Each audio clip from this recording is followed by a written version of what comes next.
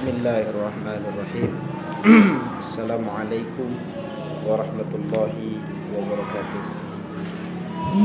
Anak Ustadz semuanya yang Ustadz cintai, mudah-mudahan dalam keadaan sehat dan dalam keadaan sehat walafiat.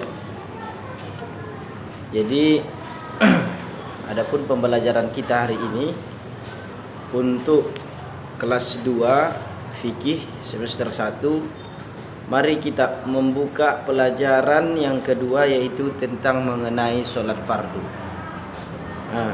Pembelajaran kita yaitu hari ini tentang sholat fardu di halaman 29.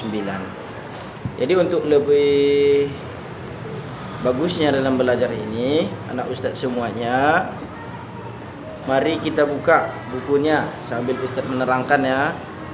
Dibuka bukunya, perlihatkan, lalu biar Ustadz bacakan apa pelajaran kita, apa maknanya nanti, dan arti dari pengertian pembelajaran kita pada hari ini. Jadi di dalam buku ini ada di samping kiri orang yang sedang melaksanakan sholat, yang mana banyak pertanyaan bagi kita anakku semuanya. Sudahkah kalian melaksanakan sholat? Jadi anak Ustadz semuanya, sudahkah kalian melaksanakan sholat? Baik ya sholat subuh tadi, baik ya mau sholat sunnah sekarang, yaitu sholat duha. Sudah sholat apa saja yang kita kerjakan? Coba, sholat apa aja yang kita kerjakan? Mulai dari kemarin, apakah kita melaksanakan zuhur, asar, maghrib, dan isya? Lalu pertanyaan yang kembali, apakah kita mengerjakan sholat itu sendirian atau berjamaah? Kalau berjamaah biasanya pergi ke masjid. Kalau enggak ke masjid, ada ayah yang bimbing di rumah, mengikuti ayah dalam sholat fardu. Jadi anak Ustadz semuanya, sholat itu adalah salah satu komunikasi antara hamba Allah dan Tuhannya.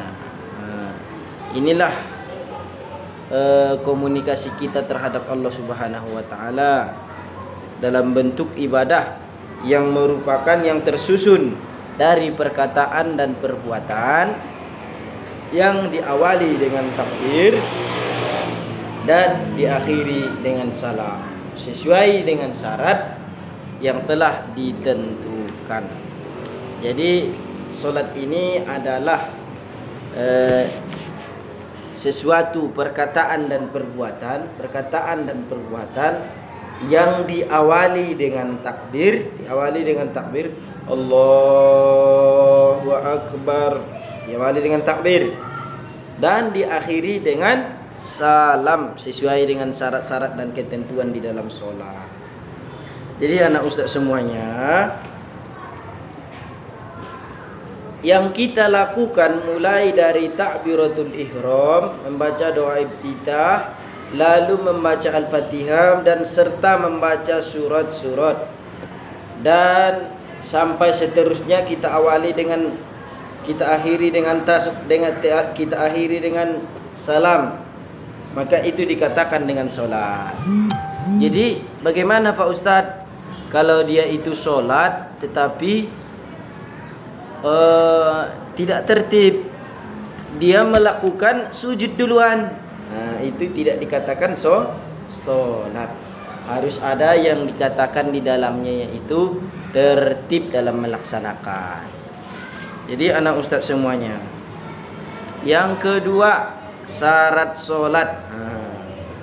Sebelum melaksanakan sholat, tentunya kita harus mengetahui apa-apa saja syarat sholat itu, supaya sholat kita itu sah. Apa aja syaratnya supaya kita bisa masuk melakukan sholat ibadah, melakukan sholat? Apa aja yang harus kita lakukan? Itu dia kan. Kalau tidak mempunyai syarat dalam sholat, maka sholatnya tidak sah. Jadi anak Ustadz semuanya, adapun syarat yang wajib Nah, syarat yang wajib nih. Yang pertama, yang wajib, bukan kita membahaskan yang sunnahnya dulu.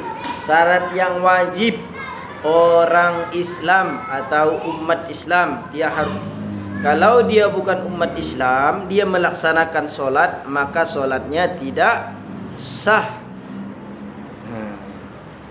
Orang Islam itu diwajibkan melaksanakan solat dalam sehari semalam, dalam waktu sehari dan semalam itu, yaitu lima waktu, bagi laki-laki maupun perempuan. Yang kedua, orang yang diwajibkan dan syaratnya itu solat itu harus dewasa, balik. Bagi orang yang sudah dewasa atau orang yang balik atau mumayyiz atau tamyiz, diwajibkan melaksanakan solat. Anak-anak belum diwajibkan waktu solat itu, belum diwajibkan, tetapi harus dibiasakan. Kalau kita tidak membiasakannya nanti, supaya tidak terlalu rumit kalau kita membiasakannya. Namun belajarlah solat supaya menjadi kebiasaan ketika sudah dewasa dan kebutuhan sehari-hari.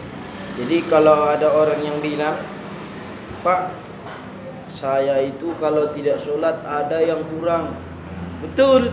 Jadi anak ustaz semuanya ikuti ayah di rumah, ibu di rumah, solat, pergi ke masjid, solat, supaya jadi kebiasaan di dalam kehidupan kita sehari-hari.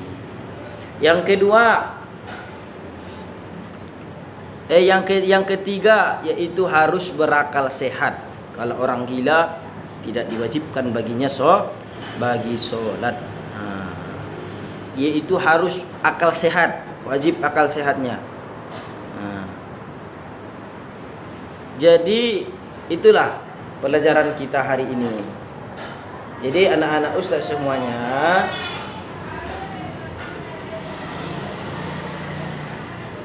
yang pertama syarat sahnya dulu. Kita masuk ke dalam syarat sah solat. Supaya sah solat itu.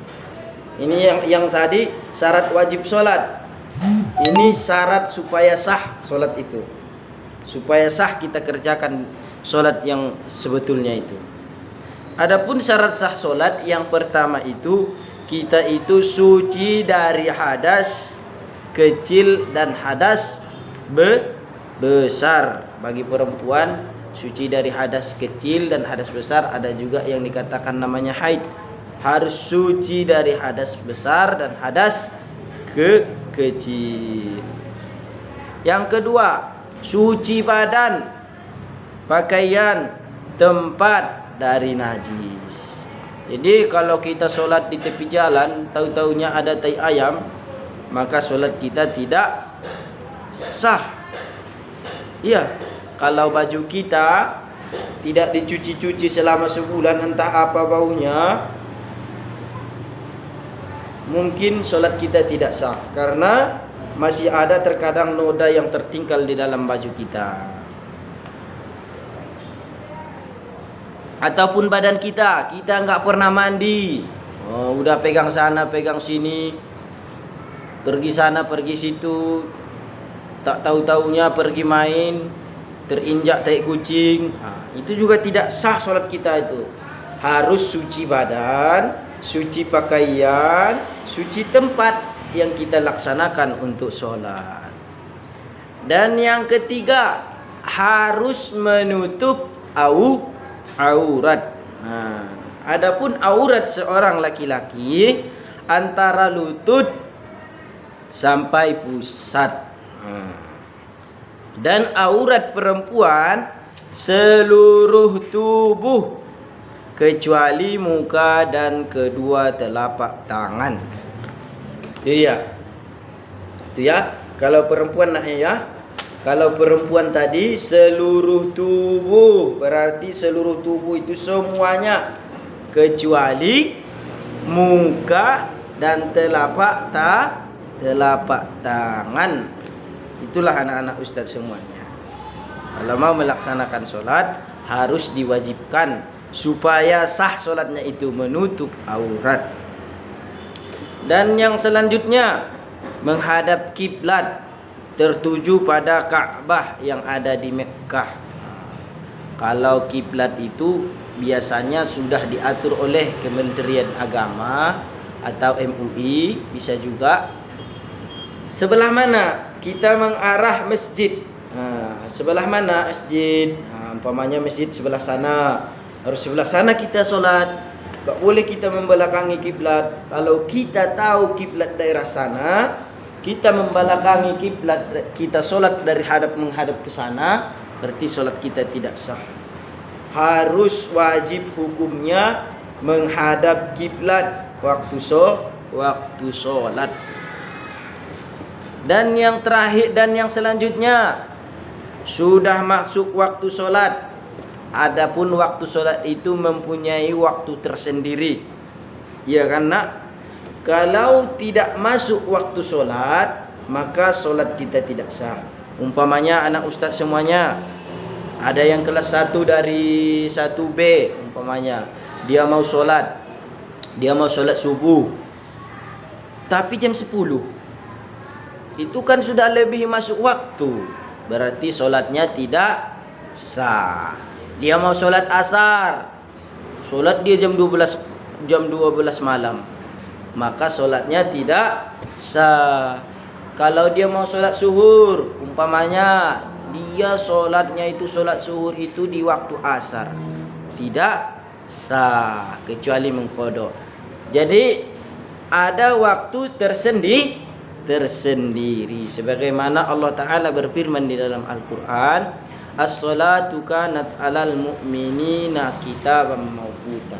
Sesungguhnya waktu-waktu salat itu sudahlah ditentukan Allah Subhanahu wa taala dengan waktu-waktunya. Anak ustaz semuanya, itu yang selanjutnya tadi. Dan yang terakhir, sudah mengetahui tata cara solat. Dalam mengerjakan solat, kita diharuskan tahu cara solat, mana yang diwajibkan, mana yang disunnahkan, dan mana yang dimakruhkan di dalam melaksanakan solat.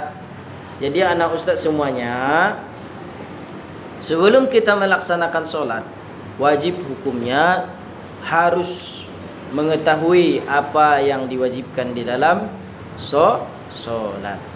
Jadi anak ustaz semuanya, tugasnya, ini tugasnya ya nak. Kalau tugasnya nanti ustaz kirim ke WA. Ya. Sekian dan terima kasih. Inilah pembelajaran kita pada hari ini. Mudah-mudahan bisa dipahami anak ustaz semuanya. Wassalamualaikum warahmatullahi wabarakatuh.